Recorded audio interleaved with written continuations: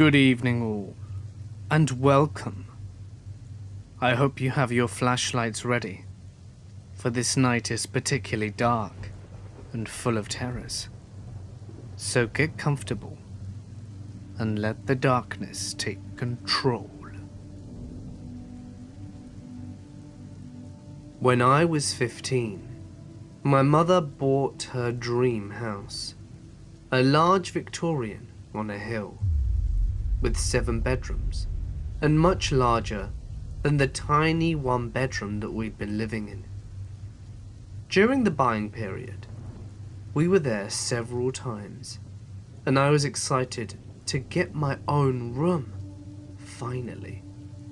Before we could move in though, a lot of cleaning needed to be done. The previous tenants had left it feet deep in crap, clothing, and loads of other stuff we had to clear out. We hadn't lived there for very long, and then the nightmares started. They were always about ghosts. I told my mother that I thought there were ghosts in the house.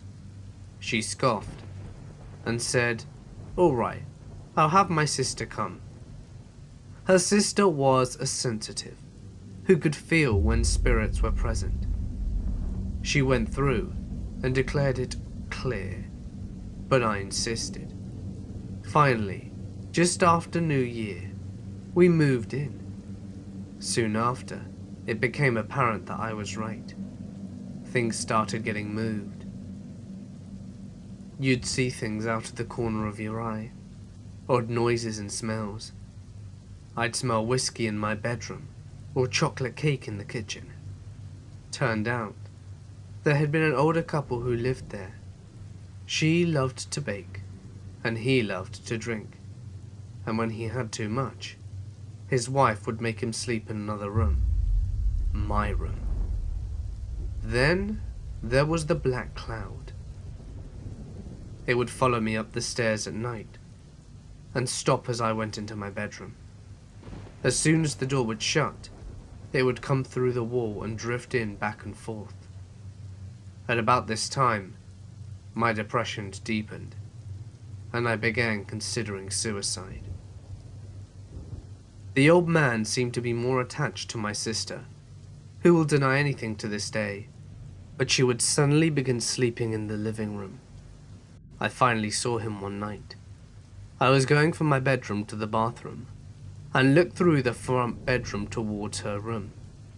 In the front of the door, facing it, was this pale figure of an old man, but his face was turned towards me. The black eye sockets were staring right at me. All of a sudden, I didn't need the bathroom anymore. I sat in my room trying to figure out what I had just seen. The main one, though, we called Victoria. We saw and experienced her the most. She was a tall woman, wearing a Victorian gown, hence the name. I was up early one morning. My mother had gotten up for work and looked up the stairs and saw my sister coming down. "Both of you up before dawn? What's going on?" She waited for my sister to come down into the kitchen, in her robe and hair up in a towel. She waited and waited. She finally started calling up the stairs. My sister finally answered, and my mother asked, "Weren't you just coming down the stairs?" "No, I was sleeping," she replied. Victoria would suddenly appear in the middle of a room, drifting through it and then disappear. I would hear my mother speaking in the kitchen. "What?" I'd ask, and there would be no reply. I was just talking to the ghost. One night, I was up late writing, and I went downstairs for a cup of tea.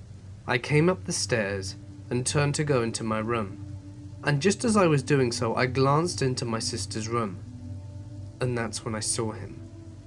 The old man was just there, standing in the doorway. I stopped dead in my tracks, staring as he slowly faded from view. The Victorian ghost liked to take things as well. usually jewellery or underwear, but one day I had important papers from my car insurance laid out on a table in my room. I went to deal with them, and they were gone. There was no one else in the house. At first I thought a breeze may have swept them onto the floor, but they were nowhere to be seen. Things would often be returned, either the third time you looked where the item was left, or around the third day you lost them. Sure enough, 3 days later, the insurance papers were right back on the table where I put them, except they had been folded into quarters. Many years later, my neighbour's father passed away. I went with her to the funeral and the reception at the church.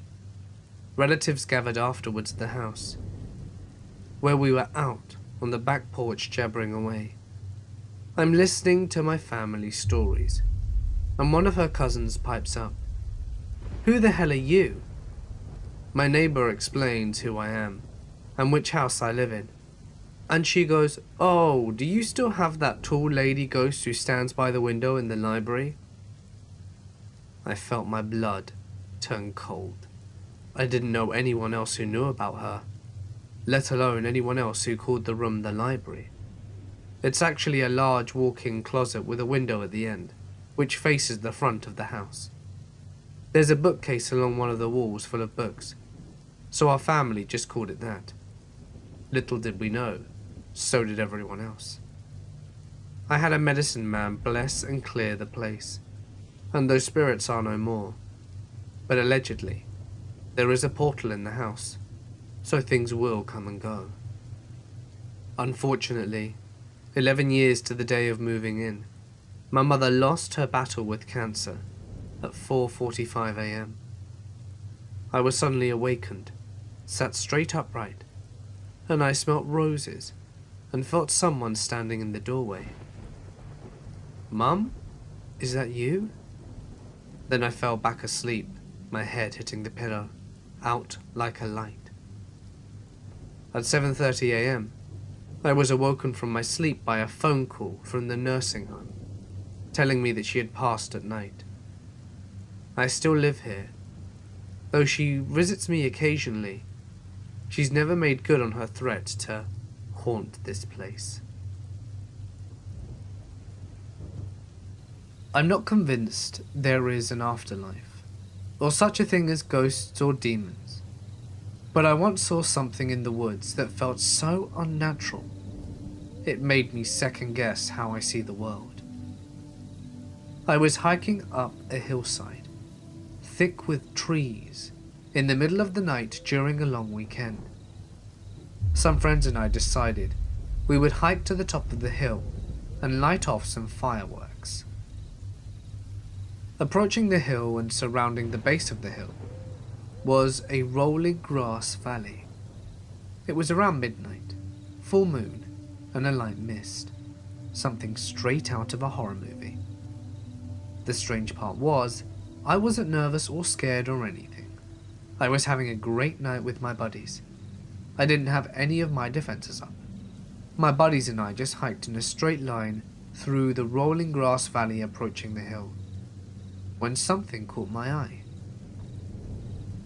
On my right, I saw a tall, shadowy figure standing perfectly upright on the top of a small grassy hill.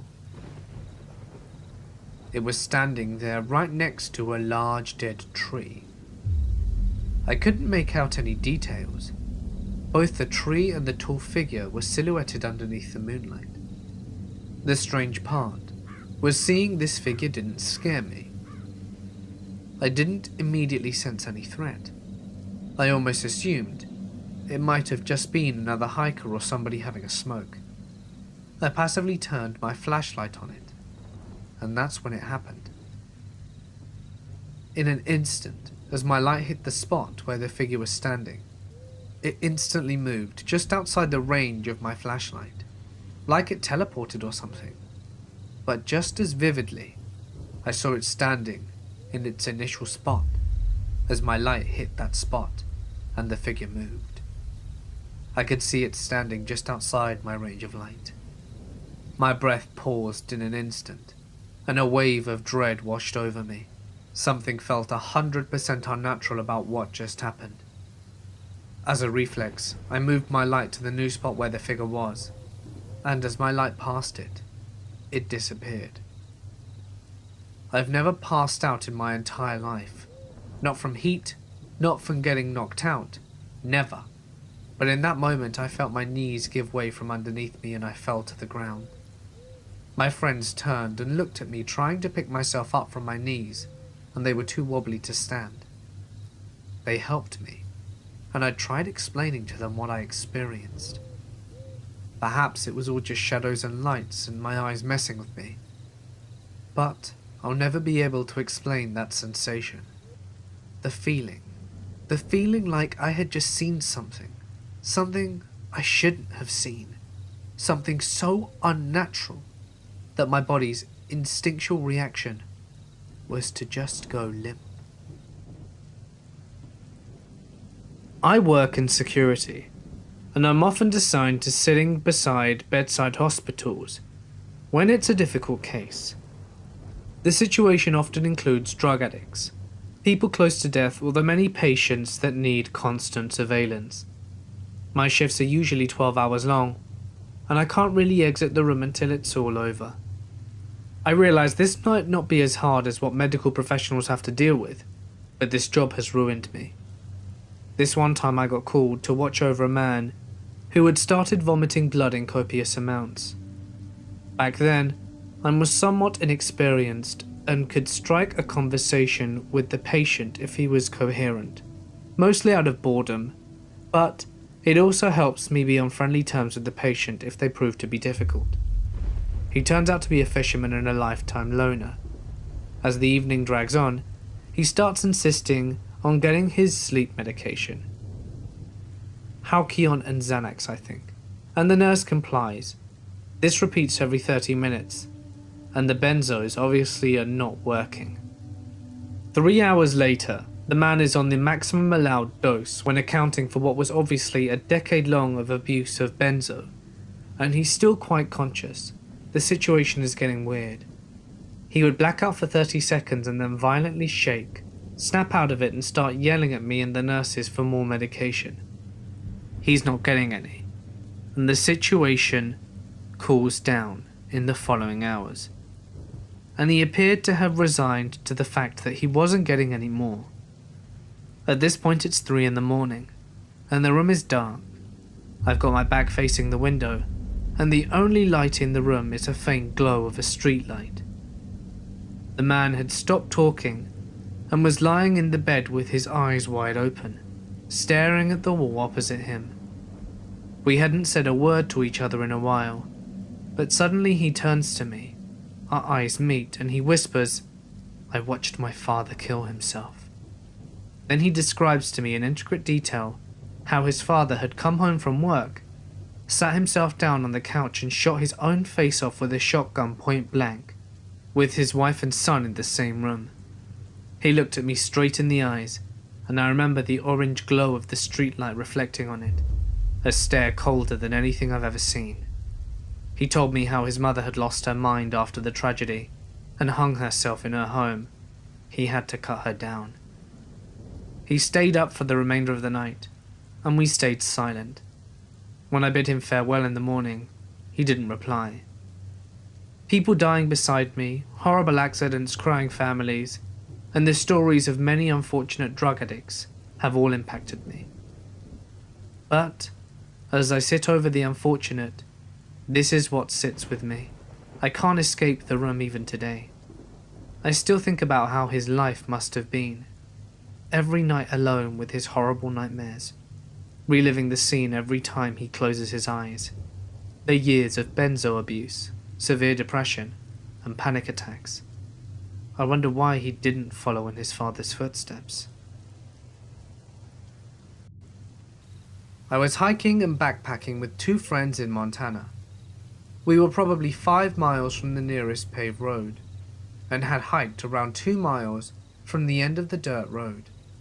The spot isn't very well travelled, and is quite nondescript, but we all enjoyed getting away from any crowds and being out relatively alone, so we always gravitated to areas like this for backcountry camping. We built a fire and hung out, then piled into our tent. All is normal, and we hadn't seen a soul or any recent sign of people since we left the paved roads. I have some trouble sleeping, and was sort of just laying there for maybe 30 minutes, and both my buddies passed out. That's when it got weird. I hear from my side of the tent a murmuring, which I was certain was a person making sounds underneath their breath. It didn't feel like real words, but almost like someone drunk was mumbling gibberish. My first thought was one of my buddies was sleep-talking. I listened closer, and it was definitely coming from outside. I woke up my friend closest to me, and he woke me up with a "What?" a little irritated, and at the moment, the muttering stopped. I shooed him and whispered to him what I'd heard. We waited a second and it started again, but it seemed closer this time, and he heard it too, but we didn't hear any movement. I can still hear the voice, and it really messes with me 10 years later. He gave me a "what the hell" face, and proceeded to gesture that he was going to unzip the door and see what was outside. Right as he starts moving the zipper, we heard what sounded like someone taking a huge gasp of air before diving into a pool, seemingly from the opposite side of the tent of where we heard the original muttering from. We both froze for a second before he pushed his flashlight out and looked in that direction and screamed, "Who's out there?" We didn't see anything, and never heard a single twig or the sound of movement. But this time, my other friend had woken up, and we were all still freaking out. We told him what was up, and we all took our flashlights out to see what the hell it was, and we saw nothing at all. We were both up for a long time after that, while the sleeping friend was out again fairly shortly thereafter. We didn't hear another odd sound at all, and in the morning there were no signs that anyone had been there. We cut our trip to just that night, and moved back to a campground the following day. We still have no idea what or who was outside our tent. The only thing that we could even make a semblance of a sense of was an owl, bat, or another bird. But I've spent many nights outdoors in that habitat, and I am familiar with those noises. This was entirely different in my opinion, and didn't come from any animal I'm aware of anyway. Still gives me chills thinking about it.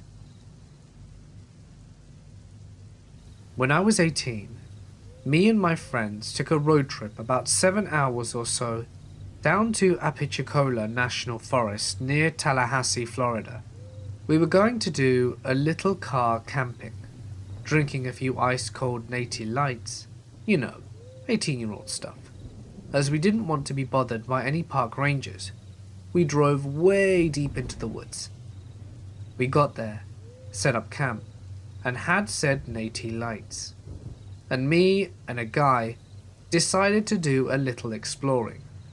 So we walked about 100 yards from our site back to the main road, saw another path directly across from us, and started walking. Immediately we started seeing signs that someone had been living there for a while. Big bags of trash, stuff like that. I should have seen a huge red flag and turned around, but I'm 18, and nothing can hurt me. So we get to this campsite of an older white guy living out of his van. Clothesline strung up, coolers placed around it, and a big gorgeous dog which I think was a golden retriever. We tried to back out, but he sees us and starts up a conversation. He's friendly enough and asks us where we're from, and he tells us some cool spots to check out. We ended up chatting to him for about 10 minutes, and then we went on our way. I kept thinking how odd it was that he gave directions in steps, not yards or miles.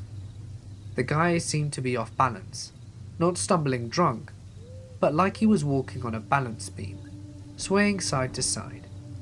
Oh, and he was super excited to talk about national parks and forests and where we were from. So we went back to our tents.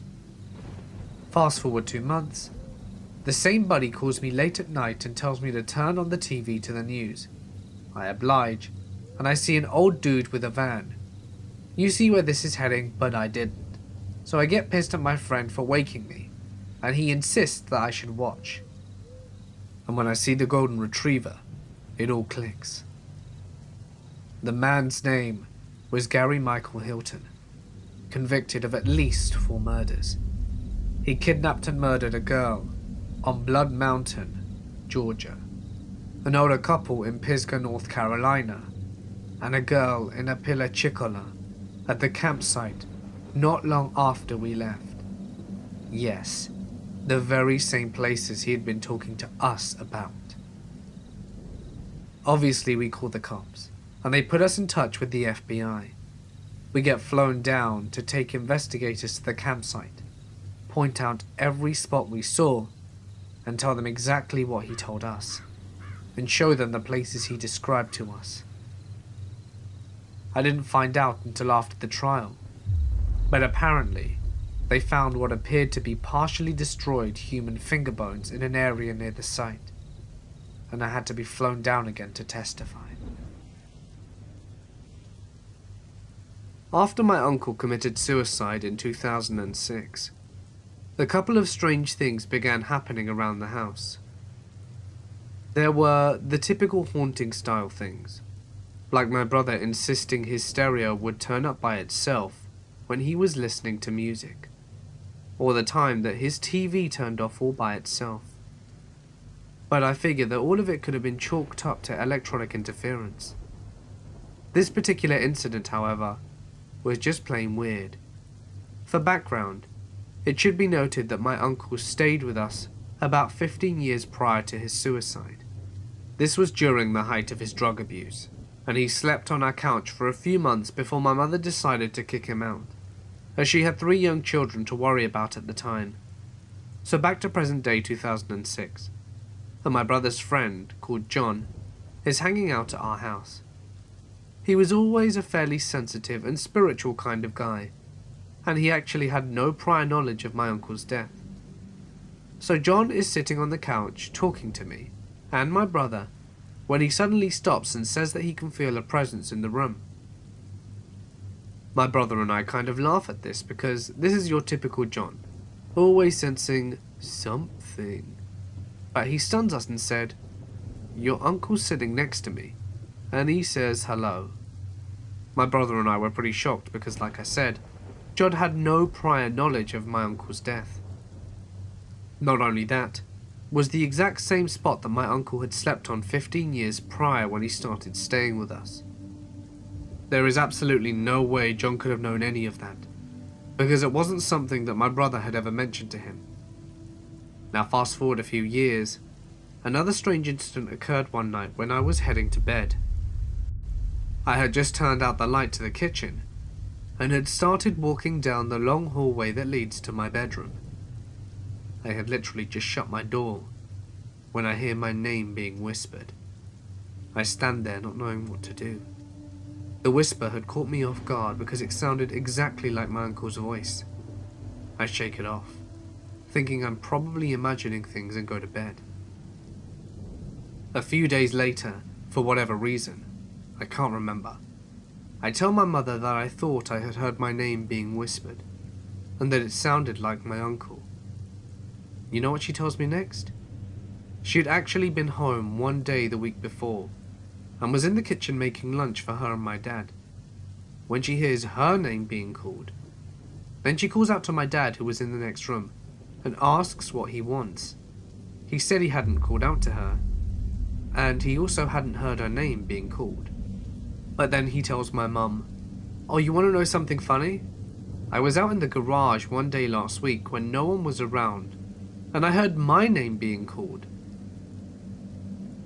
Then Dad says that he called out and didn't hear anyone, so he went back to working on his bike, thinking nothing of it, and thought that he was just hearing things.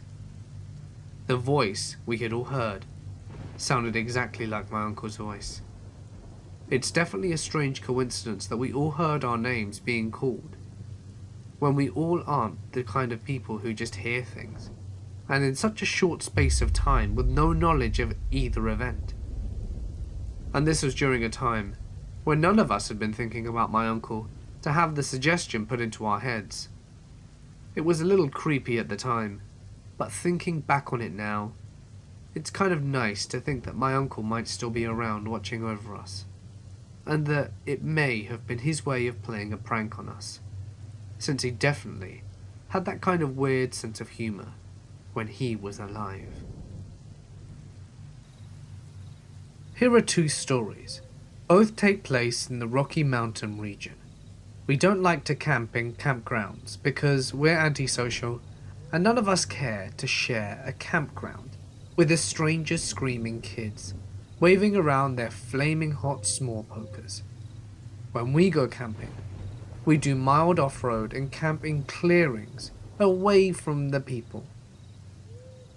Just after high school, me and my friends decide to celebrate by going out on a camping trip. We ended up leaving way later than we had planned. It was dark by the time we got up into the mountains, and the camping spot was about an hour or so from home.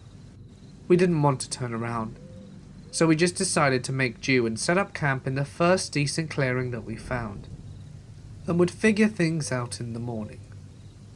We all set up our tents in the dark, moonless night, and just went straight to bed. When we woke up, we realized that we had unwittingly set up camp on top of someone's abandoned attempt of a marijuana farm. Not wanting to deal with that shit, we packed up pretty quickly and moved on. The second incident happened a few years later with the same group of friends. We set up camp in a little clearing surrounded by thick trees and settled around a campfire for the night.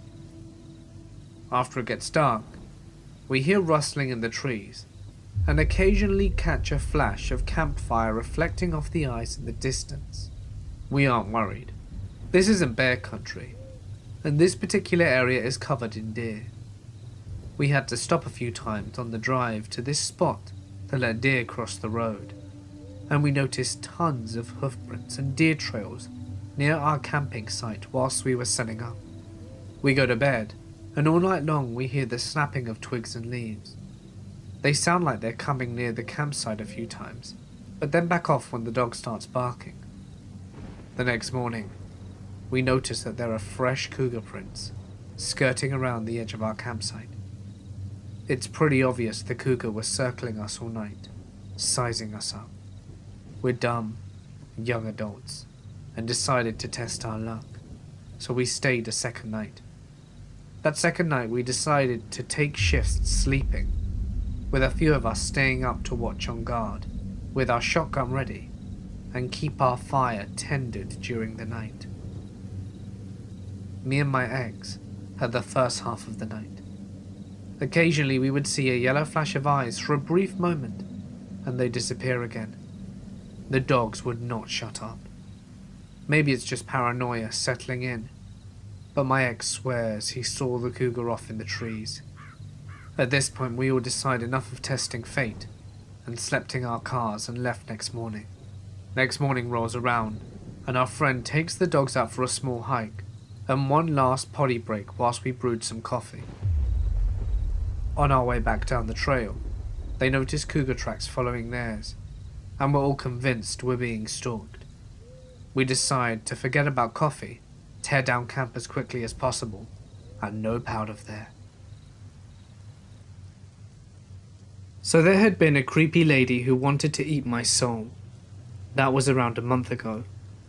So yesterday it had been about a month and a half since then, when, lucky me, had another seizure, and this time I stopped breathing, and was rushed to the hospital. This time they told me I have a super rare brain disorder called Hashimoto encephalopathy. I can't be treated for it due to other medical conditions. I was put on a ward where people who are basically brain dead are placed, and I was waiting for a transfer because I wasn't going to stay in a unit with brain-dead people. When I got my transfer, I was staying on a teen unit. I had a few visitors. I was sitting in my room with my headphones at full volume when someone knocked on my door. I thought it would be my nurse bringing food, but no, it was that lady. I sat there in shock and I wanted to run, but I had cords attached to me and I couldn't move. I was too scared. The woman said, "Hi Ashley, have you missed me? I've come to see how your soul is doing, and when you die, I will eat it." I sat there frozen. She started walking around my room, while the whole time I sat on my bed petrified. She sat in the chair just staring at me maliciously. I asked her to leave, and how she knew where I was, since I had gotten a transfer after all. She stood up and started to come towards me. She reached her hand out and grabbed my neck, and started making a horrific sucking motion. She started to put her mouth on me. I screamed and pressed the emergency button, and I knew I wasn't supposed to press it since it was there for the nurses to press, but I didn't care. About 7 nurses came in thinking I was in a life or death situation, and they saw the woman and took her down to the floor to get her off me. They called the police and took her away, and this is what scares me to this day. That day I had been drinking a Coca-Cola, and after she left, I continued to drink it. Not soon after, I started to feel very, very sick, to the point I became unconscious and was rushed to the trauma room, where they had to put me on full oxygen and medication to stop me from dying. The woman had tried to kill me. Thank goodness I was already in a hospital. Otherwise, I may have ended up in a morgue. I came very close to death. I was so close that I had an out-of-body experience. Thank goodness I survived. I still lay here in bed, scared to death. I think she's going to come back, and I still haven't been moved rooms. I'm scared.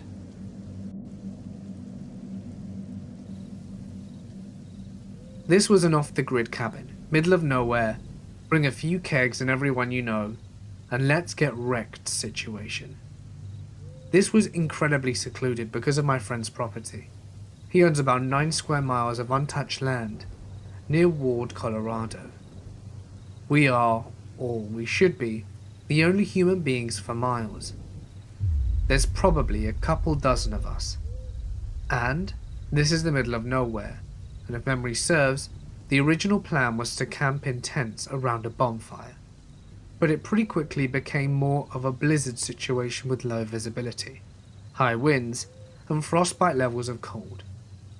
This leaves us crammed into maybe a 600-foot square cabin to get wrecked in and pass out in a pile. No sweat, we're all friends. Sometime in the middle of the night, everyone's quietening down, and I need a cigarette and a pee. I stumble, pretty wasted, into my coat and boots and throw on several hats. I go outside and the wind has slowed a bit, and the moonlight makes everything coated in ice and snow shine like diamonds. I light my cigarette and walk 20 feet into the woods to pee. Something every Colorado kid knows by heart is the frostbite wind chill chart. The fact that in this weather, flesh freezes in 25 minutes. It's hard to forget when your John's out. Midstream though, I hear something or someone, another 20 or 30 feet in the woods.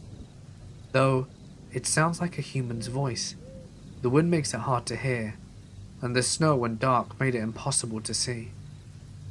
I managed to wiggle my smoke to the corner of my mouth, and muster up my best mountain man voice and yell, "Anyone there?" Still pissing a river. It takes a second for me to hear a reply. "Come over." In a voice that sounds exactly like my best friend, the kid who owns the cabin. "You okay, Jay?" I call out. Nothing. So I zip up, go to trudge further out to make sure he's alright, and just as I'm stubbing up my smoke, I hear my name called much louder and clearer from the cabin.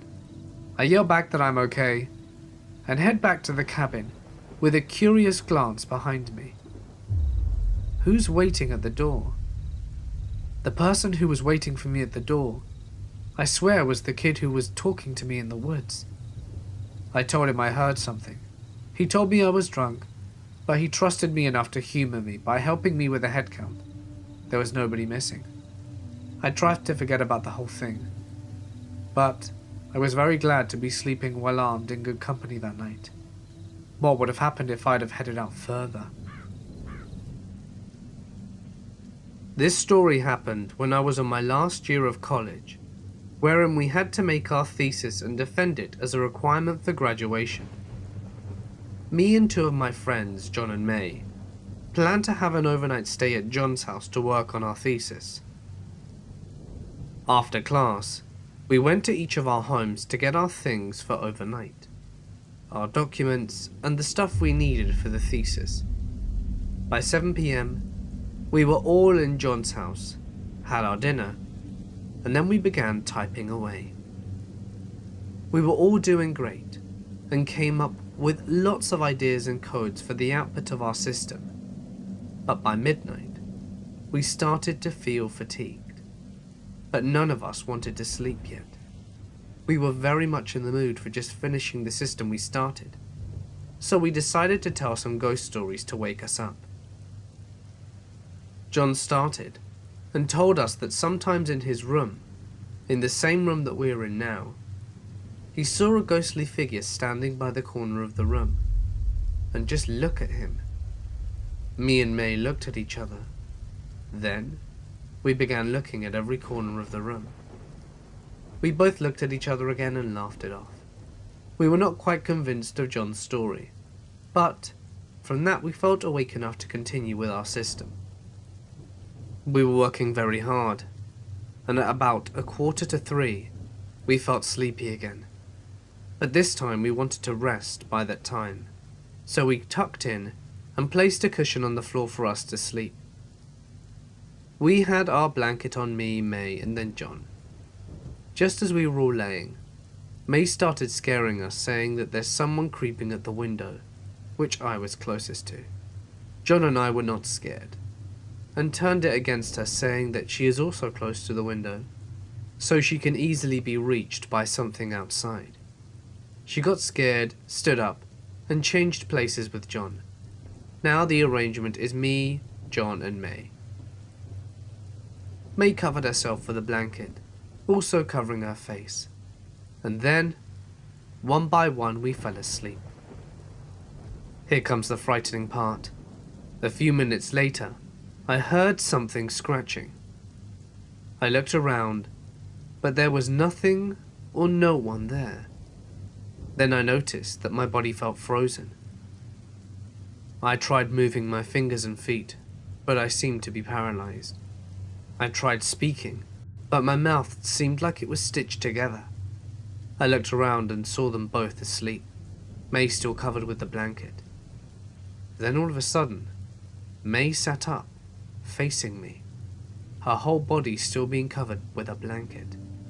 She then stood up in this weird way, stood up like she was a robot, slowly moving, and the blankets were still covering her. Then I noticed something horrifying. As I looked to my right side, I saw May at the corner end. She was still there, fast asleep. She never stood up, and her blanket was no longer covering her body. As a matter of fact, the blanket was no way near her. I started to realize that it wasn't May at all who had stood up. I started to freak out more, as I looked at the person or the thing covered by the blanket coming closer to me. I tried eagerly to move and scream, but to no use. It got much closer and closer, and I decided to close my eyes, and thought that maybe it would just go away. After a few seconds I opened my eyes, and saw it just a few inches from my face, looking like it was ready to suck the life out of me. I tried to move and scream as powerfully as I could, and then I finally managed it. John woke up from my scream and tried to calm me down. I was not able to sleep again until the morning came. I told them that nightmare after we finished our thesis, for I didn't want to frighten them and get distracted by the supernatural thing that happened. I just said that I was never staying up that late again in that room. My father used to have a business in maintaining the woods. It's a thing in my country. It basically means cutting down dead trees and hauling them out of the area, as well as generally being a tree surgeon. This means that he was out in the woods all day, and he was allowed in places normal citizens couldn't go to because of the rules of the Forestry Commission. My dad was working in the early morning when he suddenly noticed a car in the middle of the woods. It drove through a small path normally only used by the foresters. It wasn't a car from the Forestry Commission, so he thought it was very weird. However, Dad was alone and it was the 80s, so there were no mobile phones to contact anyone. Since it was in the middle of nowhere, he decided to ignore it. He kept on hauling wood through the woods with his horse, and he suddenly heard the men speaking. Now my dad is a brave man and as strong as a bear, so he decided to just have a quick peek to see what the hell those folks were doing. My dad looked around some thick bushes to make sure he could see the men. They were digging a hole. My father decided that it was something he really didn't want to interrupt, and he kept working throughout the day like nothing ever happened. He made sure to keep some distance between him and the digging site. The men apparently never noticed my dad, possibly because his equipment wasn't located in the same direction that the men came from, and my father worked with horses, so they weren't any loud machines. It was the 80s after all. At the end of the day, my father went to the local commission office and reported it, and they called the police. After they went to investigate, they found a body of a young woman buried there. It still irks my dad to this day. He was out there alone. What if the man saw him? What if he decided to check the burial ground out himself? Scary shit. When I was around 13, I went camping with my Girl Scout troop. This wasn't uncommon for us, as we camped often, at least twice a year. The only difference was that my troop had the privilege to camp out 2 nights in a cabin. The cabins were not big. I was 5 foot, and if I were to lay down widthwise, we only had about 3 feet of walking space between the bunks. Each side had 2 sets of bunk beds, so there were 8 beds in each cabin, and there were 4 cabins. We had a large troop, so we occupied 3 cabins including the mums, who stayed the night with us. During the day activities we went on as normal. Other troops came to spend the day, and we did arts and crafts and archery, and other sport-like events. This ended around 7, when all the other girls went home. Around this time, we cooked dinner, ate, spoke, and then started a fire. We sat around and had girl talk like normal, ate doughboys and marshmallows until 9, when we had to go to bed due to the camp's curfew. In my cabin, I had my 2 best friends, one in the bed below me, and the other in the bunk across from me. We had bunks that were the closest to the window. To imagine the cabin, just imagine a rectangle with walls, and a screen door. Now, go into the screen door, and on either side of you, there are, as I said, 4 bunks, and at each end of the corridor, a window. My mum was sleeping in the cabin across the way with my troop leader and the other mum. Soon we're all asleep, but my friend Lisa, who was below me, isn't very good at sleeping outside, and was soon awake and sitting on the edge of my bunk, poking me. I cracked my eyes open and shone my flashlight at Lisa, then at Tara, who was sitting across the way. She was awake as well. Since we weren't technically allowed to be awake unless we were using the bathroom, we decided to go get my mum, who would take us through the trail to the bathroom just to let Lisa catch a breather. By now, the fire was basically out, and we had my flashlight as our light source.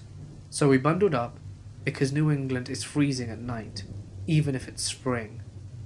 As we were getting dressed, I put my flashlight in my mouth so that I could use both hands. But out of the corner of my eye, I saw a shadow. I thought it was my own, and Camp was playing tricks on me, but I looked anyway. My scream may have broken all the rules in camp about curfew. My entire cabin was up. My friends were screaming, and my mum and my leader were trampling over each other to get into the cabin. When I turned to look at the shadow, I saw what was actually a man staring through the window. I don't know how long he was there for, and when I started screaming, he took off. My troop leader talked to the ranger the next day, and he said that he would talk to the night ranger, but we never got any other answers other than maybe it was an animal. Either way, we never went camping there again, and this incident still haunts me to this day. So, creepy pervy man, let's not meet again. I was a certified nursing assistant for about 8 years, before the stress of the job destroyed my lower back. I worked in a memory card facility. We handled everything, from the early stages of dementia to the end stage Alzheimer's. We had around 30 patients all living together under one roof, and a normal night was anything but that. Yelling, combative patients, poop, so much poop. But when someone was dying, the other patients seemed to sense it, and it was calm, so calm. And on this particular night, a gentleman who I had taken care of and built this amazing relationship with, and become what the family described as his unofficial grandson, was on his deathbed. I would come to check on him to make sure he was comfortable, and give him a dose of morphine from the pain. Did vitals on him each time, and I could tell he was failing fast. With his daughter and his son in the room, I knelt down on the bed and held his hand and said, "Bob, we're here for you. We love you and it's okay to go." He ever so slightly turned his head and winked at me, something he would do when he would tell me a joke or make a comment that went over the other patients' heads. He gripped my hand hard with his giant farmer hands. I cracked a joke about how I wish I were a young and beautiful nurse doing this instead of a 6'4" guy, and he chuckled. I checked his vitals and he was going. I was taking his pulse and I could feel it slow. Then, nothing. I heard his last heartbeat. It was surreal. I could feel the emotions rising in me, whilst I closed his eyes for the last time. His daughter knelt down and hugged me from behind and we both sobbed. After what seemed like to be forever, we stood up and I made the call to have a doctor come and verify the time of death, and to have the body removed. I wasn't in the right state of mind because I'd lost someone that I had been so close to. After all the craziness of the night died down, and he was gone, and I had talked to his daughter and she left, whilst I was sitting alone at the dinner table, and 2 of the other residents walked up to me. This is the creepy part. These 2 believed they were married, and thought it was still the Reagan era, and even in a good day, they were pleasantly confused.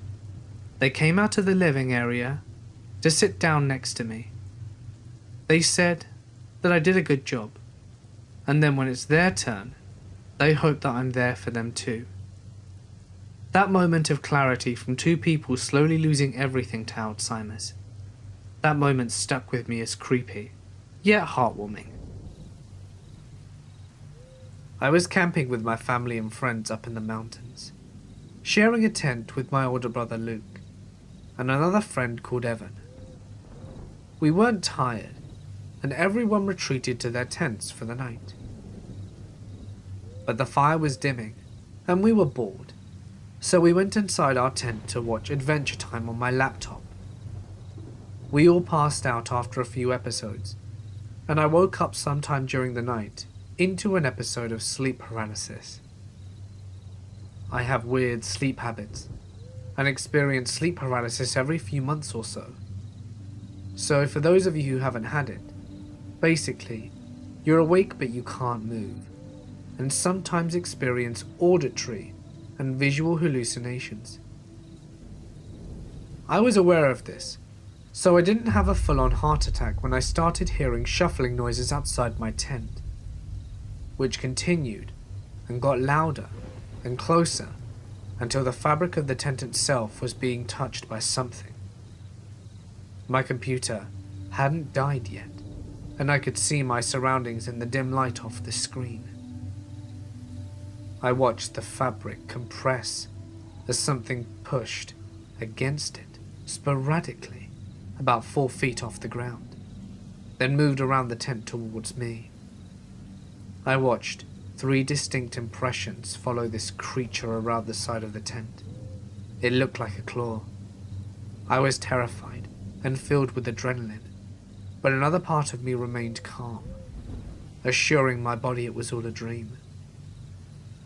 I couldn't do anything, so my fear was pointless, but I continued to observe it and my sleep paralysis began to fade, and I realized I could move. No longer so was I convinced I was dreaming. I reached over and shoved Luke awake. I tried to get him to look, to see if there was really something out there.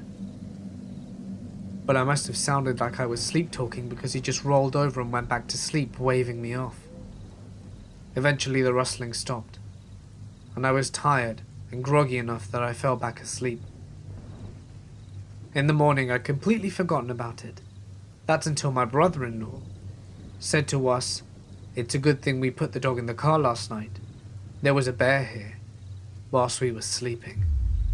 Dean pointed out the tree where we'd strung up our trash and saw the fresh, gaping claw marks about 9 feet deep up the trunk. That hit me hard. I had seen the bear and calmly watched it test the fabric of my tent 12 inches from my face. Whilst prospecting out here in the Caribou region, I came across a set of rock piles known as Chinese piles out in the middle of nowhere. These being here means someone did a lot of digging back in the old days. So I started working, and after an hour and a half had about 10 grams of gold and was having a happy dance when I noticed the small standing stones on each of the rock walls. Each stone had several Chinese characters on them, and in a moment of dread, I realized that they were graves. I put the gold in a glass bottle I found nearby and left it behind. I also took down drawings of the symbols to show to a local historian, who later confirmed my suspicions that yes, they were graves, and they likely hadn't been seen in over 150 years. Chinese miners believe that if a miner died on site, the ground became cursed by the fallen miner's spirit, so they wouldn't continue to mine the area, and they would tell anyone who they met in the area that it had been worked out. Sometimes they would do extra work to make it look like the site was finished off, so people wouldn't end up digging up their comrades. I've been back several times, but I won't dig there out of respect. The site's super creepy in the morning fog. You can almost see people's outlines sitting around the piles.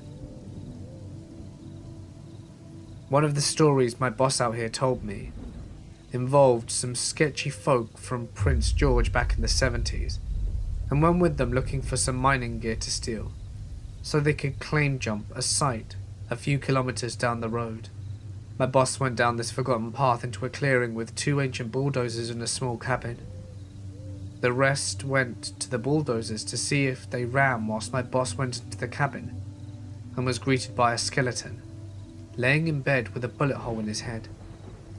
They brought in the cops, and they figured the guy had been there since 1935, since that was the last date on the papers inside.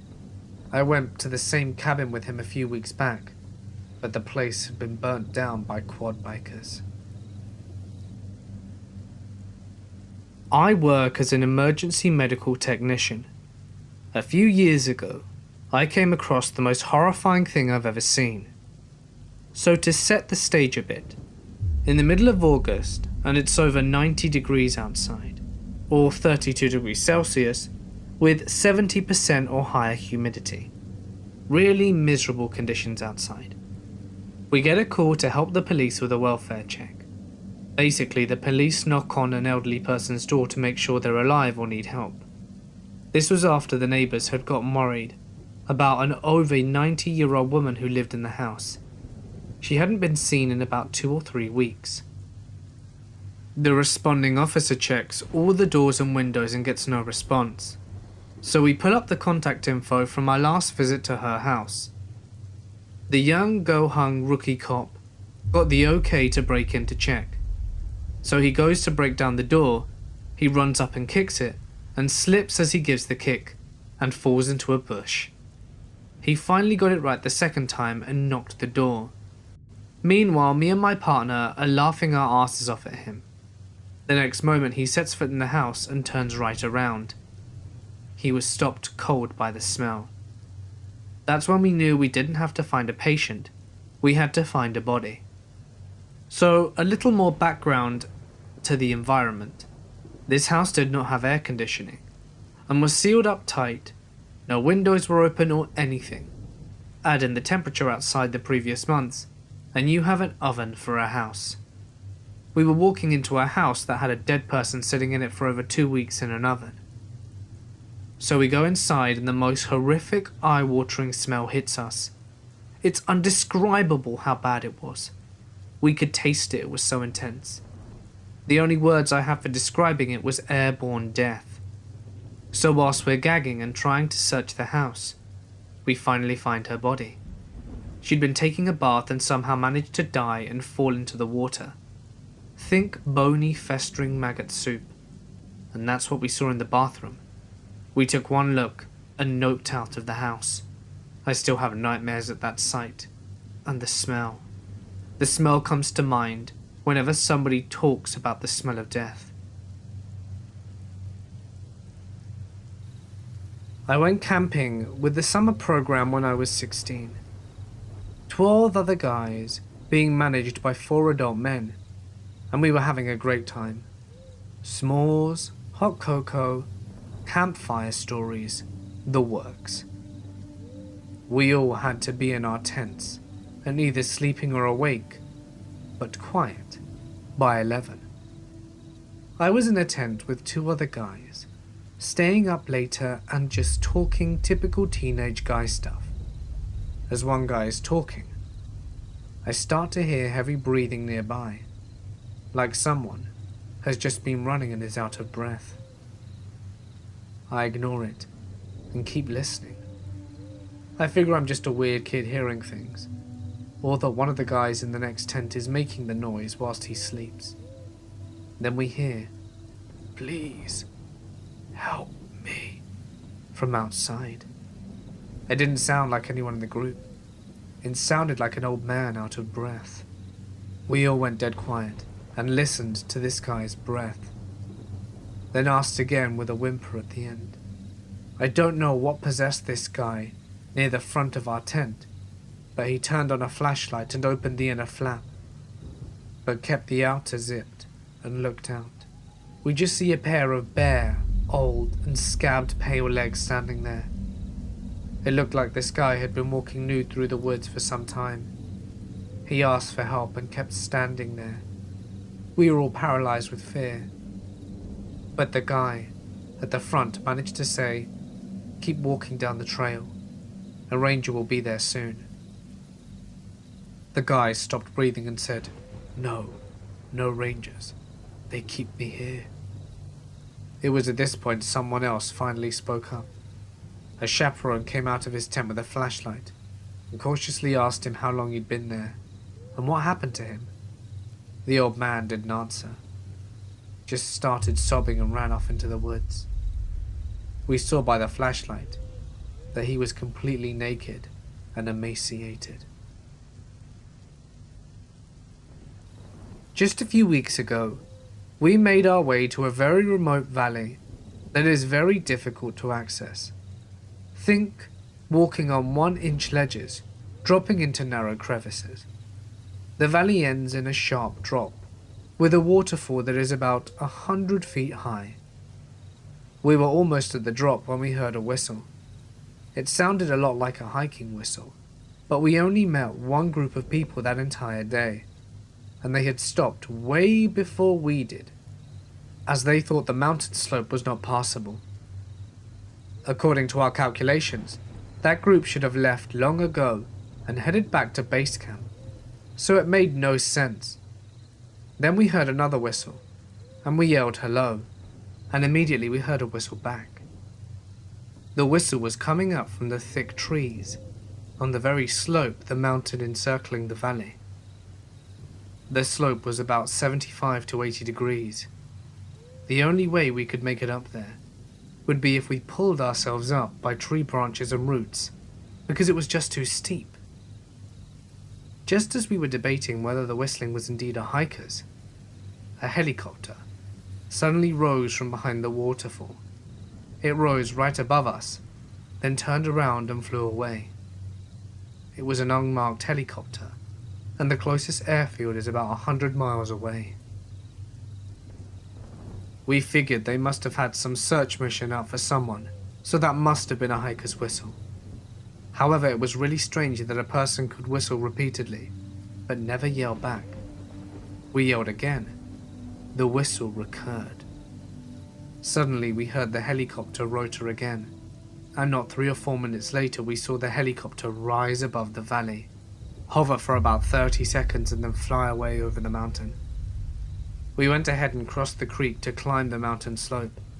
We scrambled up, grabbing onto roots and branches, and the whistling ceased. We yelled a few more times with no response. It took us 4 hours to make our way out of there. The bushes were so thick that we walked on branches above the ground, and I could not see my hands in front of me. I still have no idea who was whistling. It was a very mechanical whistle, and I've been out in the wilderness quite a few times, and have never heard a bird whistle in that way, or anywhere close to it. I'm not a doctor, but a care provider in a home for developmentally disabled adults. A long-time client, whose mentality/interests were comparable to that of a 4 to 6-year-old, would cover his head with bedding when he would go to bed. The staff would playfully ask him what he was doing, and he told them that he was hiding from the ghosts. He never identified the ghosts, and did this for years, so staff always thought that it was just the client being playful. At one point, this client didn't want his normal routine like eat and drink, stay up and watch television, or use the restroom. Whilst bathing, the client said he was seeing ghosts and pointed. The staff asked, what ghosts? And the client said it was his parents, and that they're going to take him home. Staff gently reminded the client that his parents had already passed away, and that they couldn't possibly take him out that weekend. Within 72 hours of telling staff he saw the ghosts of his mum and dad, that client went into the ER, was admitted to the hospital, and passed away. I was the one that had spent half the night in the ER with the client. I had taken him to the ER before, and other routine medical appointments. This client was known for being rather combative during such visits, but was unusually peaceful the entire time, and the last time he went to the ER. When I went to the client's memorial, I told the client's family that I thought he knew it was his time based on how calm he was. I didn't disclose the part about seeing ghosts of his parents shortly before the ER visit. I am a 34-year-old male living in Finland, and these events I'm going to tell you took place in 1987. I was only 5 years old at the time. I lived in a row house in a municipality called Numijärvi, near Helsinki. This house had 2 floors. The bedroom was located upstairs and the living room downstairs. Sometimes, in fact, quite often, I happened to wake up at night, and I could see the radiator of the room on the wall as a white cow. A cow of pure white, which sometimes looked like it would have moved towards me, and which varied the position from standing to a recovering and so on. The cow radiator seemed to kind of have a spruce forest in its background. Once, when someone for some reason turned the lights on in the room, I saw the radiator again, just as a normal home appliance. But as soon as the lights went out, it would show itself again as a cow, which was very strange. In the living room, there was a Lundia shelf level, with a Solora television set, and a Fisherman Betaman VCR on the right-hand side, and then a sharp turntable. At times I used to sleep with my mother in the living room. The digital clock of the videotape recorder, whose colour was green, shone so brightly in the darkness of night that it interfered with sleep, especially with my mother. So she came up with an idea to put a tabloid newspaper on the VCR to cover the clock. When I happened to wake during the night there, in the living room, I could see how the tabloid was moving. Sometimes it moved as if airstream would have come and swung over it, and other times it would move horizontally. Despite the fact, the clock didn't appear.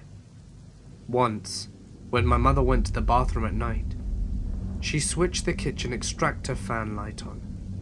The kitchen was located next to the living room. The tabloid newspaper on the VCR showed up in my eyes as normal, and when the light was switched off, it continued moving again, completely on the loose. My family used to camp in Algonquin Park in Ontario when I was a kid. We used to do a lot of day hikes with our dog. The dog was a crazy runner, and would run up and down the trail back and forth between my parents, an older brother, and myself. This one trail ended in a lookout. My brother and I stopped to take in the view, and my dog arrived seconds later travelling at full speed. He attempted to apply the brakes, but the momentum carried him right over the edge. We freaked out. Our dog had just gone over a cliff, and it was a good 50 or 60 foot drop. I ventured over to the edge to look. My dog had somehow landed on one ledge that sat about 10 feet down. Shit, what now? Any movement and my dog would fall the rest of the way. It was a sheer face and no way to get down. And then out of the blue, from a trail behind, appears a hiker with full climbing gear. Algonquin is not an area known for a lot of climbing, and I've never seen anyone before or since with gear on that trail. The guy belayed down, rescued my dog, packed up and left. He didn't even stick around long enough to grab his name. To all intensive purposes, he just returned to the trail and vanished. I think I've unlocked the mysterious stranger perk from Fallout. I took care of a lady once. She nearly died of sepsis, which is a blood infection, and she had multiple strokes and coded multiple times in the ICU. They'd given her Lidafed. Lidafed, or leave 'em dead, is what we say because Lidafed shunts blood from your extremities to your vital organs, usually resulting in necrosis, death, of peripheral tissue. This means that when she came to me, her fingers and toes were all black. She wasn't quite right, and I've seen lots of crazy, but she truly unnerved me. She never spoke, only whispered in this bright bubbly voice like a little girl. But she said awful things like, "Can you push me outside so that I can chew my fingers off?" And she would smile all the time. She also had some really bad pressure ulcers from just basically being immobile for so long. We had to dress her wounds daily, and she usually ripped the dressing off pretty soon after we put them on. One night, I went into her room and saw a piece of what I thought was dressing on the floor. Upon a closer inspection, it was a chunk of her own skin. a partially healed skin graft to be exact, and it still gives me shivers. I was camping in the Florida Keys one winter. I managed to survive the large snakes and even larger alligators, as well as the scorpions which would get into my shoes at night. But one experience that I shall never forget. My campsite was next to an old rock quarry which had filled with water and made it a good place for swimming and getting water from. There was also an old dump site near the quarry with piles of stoves and fridges and other junk. It had been there for a while, but nothing new had been added to it for a long time. One day, a fellow shows up and tells me that they were going to clean up the dump and burn some of the junk, so I better move my tent. So I gather up all of my belongings and moved a few hundred yards back into the woods. That day, they started burning the garbage, and I thought nothing about it until I climbed into my tent at night. As soon as it got dark and I was falling asleep, my tent became covered with hundreds of rats. I guess they had moved out of the dump because of the fire and were just wandering around looking for food. They were everywhere, climbing up my ropes and over the top of the tent. I shook as many as I could off and started a fire and stayed up all night hoping they wouldn't return. They seemed to be gone, so the next night I stayed in the same place thinking they had moved to another dump or something. But no. As soon as it got dark, they all returned, bringing some of their friends, as it seemed that they were more than ever. I again shook them off my tent and got the fire going. When morning came, I packed up my tent and headed for a new place far away from those rats. As I was walking down the highway, wondering if I should return to another camping spot that I had previously been in, there, on the highway, near to the place, was a dead 11-foot alligator, which had crawled out from the mangroves only a few feet from where I had been camping a few weeks prior. I decided that my Florida camping adventure had gone on long enough and headed home.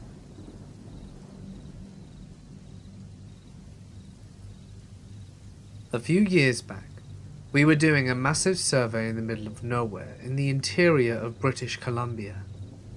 All the crews had gone home, and it was just my boss and myself left for a few days to follow up and confirm some coordinates and finish some mapping. We head out of the motel an hour or so into the bush, middle of nowhere along deactivated logging roads. The closest town is miles and miles away, and we hike out to one area that we had found a few weeks previously. For some reason, the whole area just felt off. So we get down to business, and about 15 minutes after being haunched over mapping, there is this weird deafening whomp sound, like I could feel pressure in my ears. I immediately looked at my boss about 20 feet away, and he is white as a ghost staring back at me, standing, and then it happens again. My ear and chest pressure go crazy, and it feels like I am being squeezed. Chills all over my body, and every hair is standing on end. My boss just looks at me and says, "Let's go." We grab all of our stuff and speed hike back to the truck. We never discussed it. No clue what it was, but I've never been so freaked out in my life. Thinking about it 10 years later, I still get the chills. I was 17 at the time, and always believed in the paranormal, but never really had a true experience until one night that I vividly remember till this day. So one night I was sleeping in my upstairs room, looking like usual, and for some reason I woke up at around 3 or 4 in the morning, which wasn't that unusual, but this night was very odd. When I woke up, the entire room was lit like a soft light, kinda grey, which was odd because the room was always pitch and had no street lights or night lights to produce any ambient light. so I really didn't think anything about it until I saw something that looked like a woman figure standing down the end of my hallway. At first I thought I was dreaming, but I wasn't. It didn't feel like a dream. It felt too real to be anything like that. I continued to stare at the figure down the hall, thinking it was my mum, but thought to myself, why would she be up at this time of hour? When I tried to call out, I couldn't. I was just frozen, not able to move nor speak. Now this is where it starts getting strange. At this time, I'm still staring at this figure, and it starts moving closer to me. It started moving floor by foot, like it was skipping through time, like in a panel-style movement. The odd thing is I wasn't afraid when I should have been scared shitless because of some strange personal entity coming slowly towards me. It finally reaches my doorway and just casually walks to the foot of my bed and stands there. The figure is dressed all in white, looked almost like a wedding dress, and I couldn't see its face as it was covered by a veil, but I knew it was a woman, just looking at the features. I was still not afraid, but I did feel this deep sorrow and sadness coming over it. It was only inches away from me at this point, and I just remember crying for no reason. I never cry. It was like I was feeling what it felt. This whole ordeal lasted about 10 minutes, and then it slowly just walked out of the room and vanished down the hallway. I then passed out and woke up later in the morning. At this point, I was scared shitless and couldn't understand what I had just experienced. I call her the woman in white. I never saw her again after that, and from that day I get goosebumps just thinking about this. A few weeks ago, we were on a road trip from British Columbia to San Diego, and we came upon a campsite just outside of Crescent City, California. We drove through it. One side of the campground was relatively empty, and I noticed a few scattered tents, but nobody close to the location we ended up picking. We had tons of space. We wanted an early night, so I started a fire whilst my girlfriend began cooking.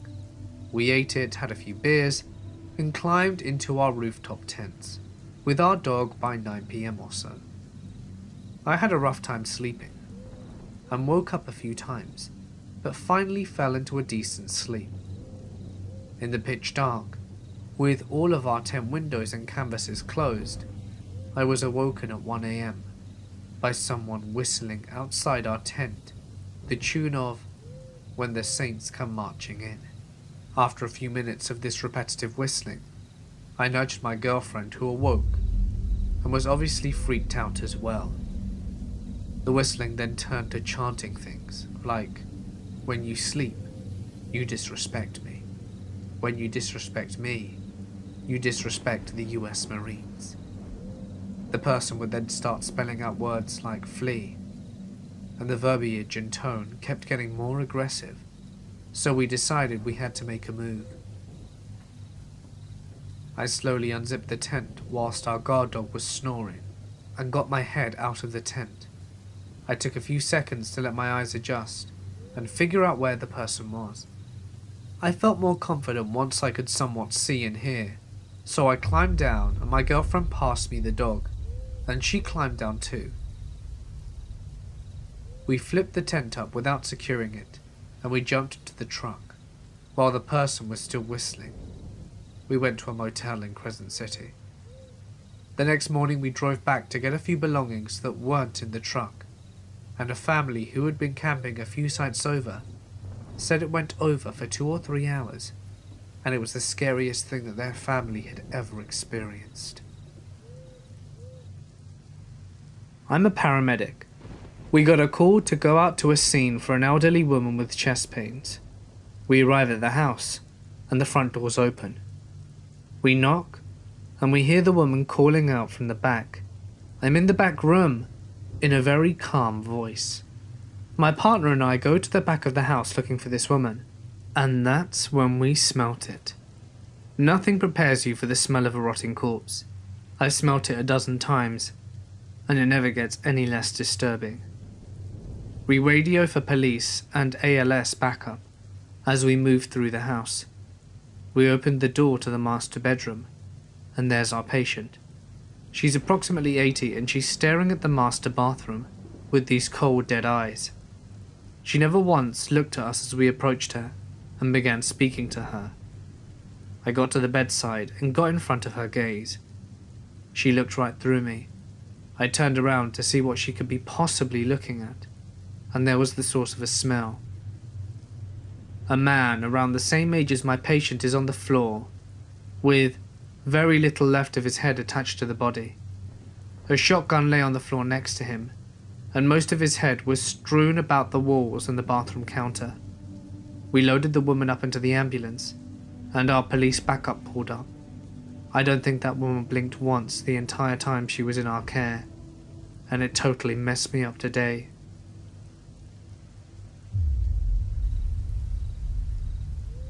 I have a couple of stories about camping.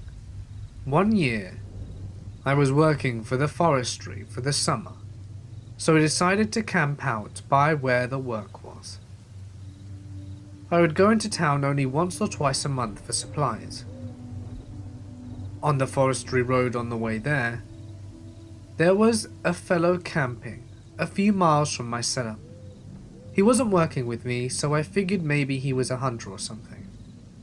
After a couple of times of passing his campsite and seeing that his car was never moved, I decided that if the car was still there by the next time I drove by, I'd stop to see if he was okay.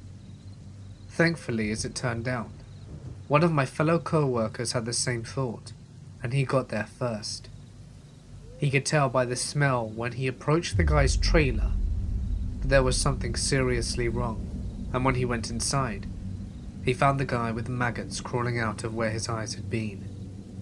It was a hot summer, and his body had been there for quite a while before my buddy found him. My buddy guessed it was a heart attack or something, and he reported it to the police and they dealt with it. But we never heard any more about it. Hey guys, it's Mort here, and thank you so much for listening. I'm gonna be pretty straight with you guys on this one. But since baby's been born, I've been really tired and getting about 3-4 hours sleep a night, in little chunks. So I'm really tired. My voice just wasn't up to scratch recording today. I couldn't make a quality video in my opinion because my voice is exhausted. So for that, I'm sorry. But either way, I hope you enjoyed tonight's compilation. The video that I had prepared for today was actually a cool, interesting topic I hadn't done before. But I'll save that for tomorrow as a nice little surprise, so please be sure to tune in to not miss it. But anyway, for now guys, I'm gonna sign off. Stay awesome, and I'll see you in the next one.